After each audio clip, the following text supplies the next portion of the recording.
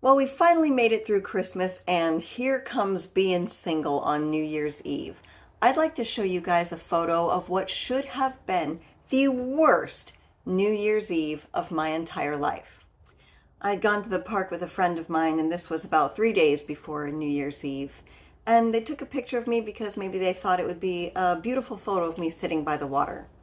But when I look back on that photo, it's one of the saddest photos I've ever seen of myself, because I'd had a pretty bummer year and a guy I really liked had broken up with me a couple months prior. What made it even worse is he and I had been dating on the previous New Year's Eve, so we had had a really good time, and I knew the good time I was missing out on. I'd had a really bad year in general.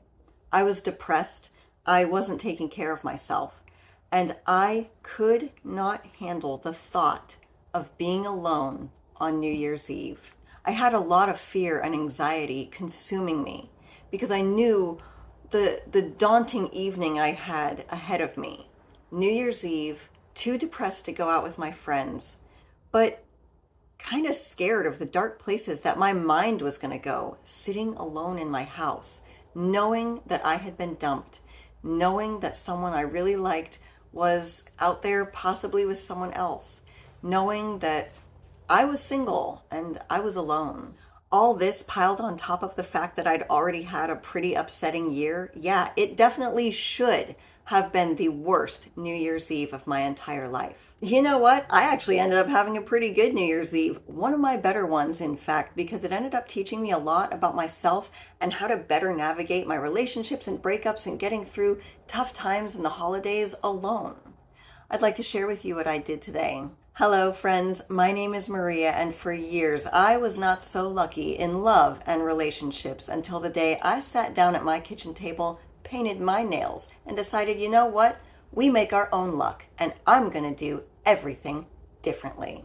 So if you find yourself experiencing fear, anxiety, or depression over the upcoming New Year's Eve holiday, then grab a bottle of nail polish, let me know in the comments what color you are showing your self-love with today, and let's talk. All right, I've got 6 tips for you guys today that really helped me get through a particularly lonely New Year's Eve. 3 of them are things I did not do. 3 of them are things that I did to help myself move forward into the new year, to have a better new year. And if you stick around until the end, I'll share with you a couple of my New Year's Eve resolutions that also really helped me get past the holidays, move into the new year with a healthier dating mindset. The first thing I did not do was go anywhere on New Year's Eve that gave me negative feelings. For example, if you and maybe someone that you're not with anymore used to hang out downtown and you had a lot of fun memories there, but now those places make you feel sad, don't go there.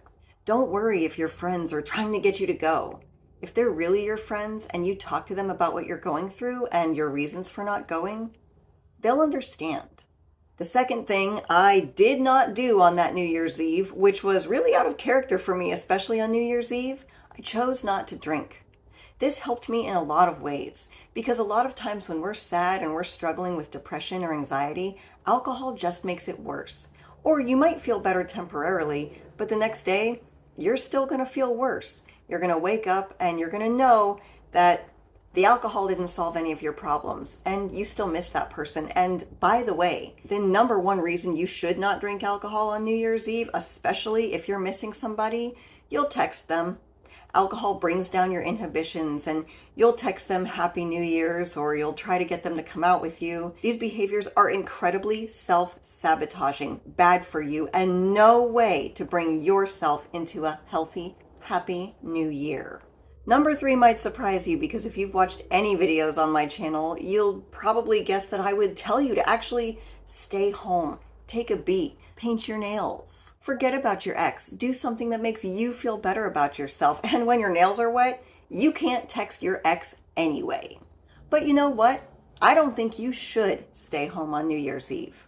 While I don't think you should go out to places that make you sad, and I actually don't think you should hang out with people that remind you of your ex because maybe your ex introduced you to them, I still don't think it's a good idea to stay home alone. And that brings me into the 3 things I did do that will help you kick loneliness in the butt this New Year's Eve. So like I said, the thought of staying at home alone on New Year's Eve was incredibly daunting, but I also, going through a breakup, you don't feel like celebrating and going out with people. So I decided to do something different. I didn't stay in my house, but I looked up in my area. It was actually about an hour drive away from my house. There was a midnight sound therapy New Year's Eve meditation going on at a yoga village. I know it sounds very woo-woo, and I will be honest with you, I'm not huge on yoga and meditation. I'm more of a traditional gym girl. But like I said, I needed something different, and I needed something that wouldn't remind me every 5 seconds of my ex. And it definitely worked. I did not have time to think about how lonely I was because I had to drive to a place that I wasn't familiar with, surround myself by people I didn't really know, and try something new that I actually really enjoyed. And it was good for me. It helped me start out the new year with a positive mindset because when midnight rolled around, I wasn't focused on who I was or wasn't kissing or out with. I was focused on what were my resolutions for the new year. What was I going to do differently to make sure that my relationships were better moving forward? The second thing I did was before I left for the evening retreat, I got rid of everything visually in my house that reminded me of my ex or anything sad that reminded me that I was lonely. This helps a lot more than you think. Think about addicts. Addicts go off, you're totally addicted to your ex. You're having a hard time not thinking about them. So addicts go to rehab, and they say the worst thing an addict can do is go right back into the environment that made them feel toxic and unhealthy. And it would drive them right back into that self-sabotaging behavior. You do not want to go back into an environment that's filled with things that reminded you of the love you had in your life that is not there anymore. You want a fresh start. The third one is one of my favorites. For the next 60 to 90 days, I want you to pick a project that is going to take you 2 to 3 months to do, and make sure it has absolutely nothing to do with the opposite sex. You could learn how to make clothes. You could take up a class that will teach you how to paint or speak a different language. It really doesn't matter. Work on your typing skills. You know what I did? I picked minimalism. I made my project. It took me a solid 2 months, and I got rid of like 80% of my stuff. And the crazy part is, while I was busy minimalizing my lifestyle, it helped me feel like I was also detoxing my past. It helped me work through a lot of negative emotions, and it gave me what felt like a fresh start, a clean slate. Now, when I went to that retreat on New Year's Eve, one of the things they had us do was write down a couple of New Year's resolutions for the new year. I'd like to share a couple of mine with you that actually really helped me in moving forward.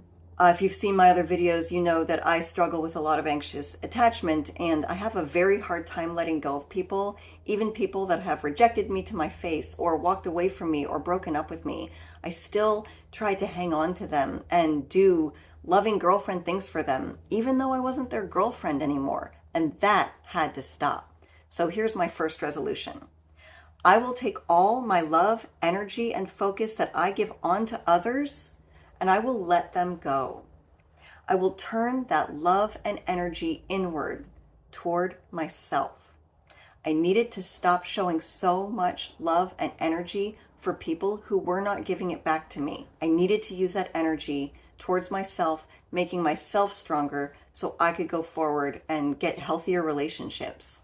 The second one is a good one. I will try 10 new experiences. I decided to make this a resolution because obviously trying something new really helped me get through what should have been one of the worst New Year's Eves of my entire life. And it wasn't. And it was because I got out of my comfort zone and I tried something new, and it had nothing to do with anybody else except me. And you're just going to have to do that for a while. It's not healthy to just continue to jump into relationships because you're afraid to be alone.